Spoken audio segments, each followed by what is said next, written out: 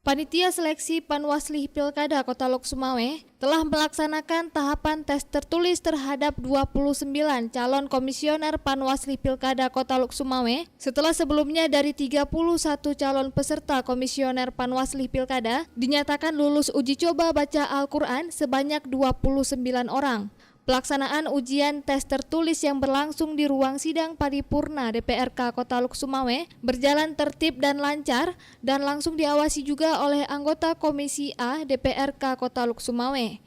Kepada Puja TV, Ketua Panitia Seleksi Panwasli Pilkada Kota Lok Sumawe, Dr. Mariudi mengatakan bahwa setelah nanti diperiksa hasil tes tertulis oleh Panitia Seleksi, maka dalam waktu dekat ini, sekitar tanggal 15 Mei mendatang, hasil tes ujian tertulis akan diumumkan.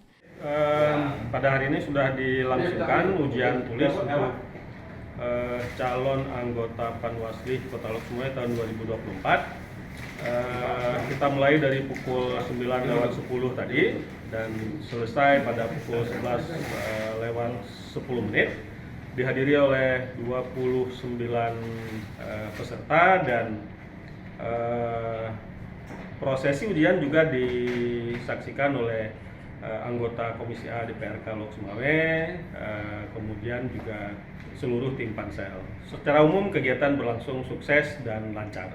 Direncanakan karena memang besok sudah memasuki hari libur, kita prediksi pemeriksaan itu dilangsungkan pada hari Senin dan Selasa karena terhitung hari kerja sesuai dengan amanat kanun yang ada.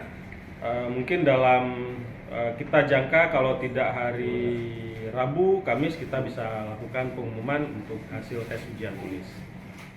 Dari Lok Sumawe, Denny Muhtadi melaporkan untuk Puja TV Aceh.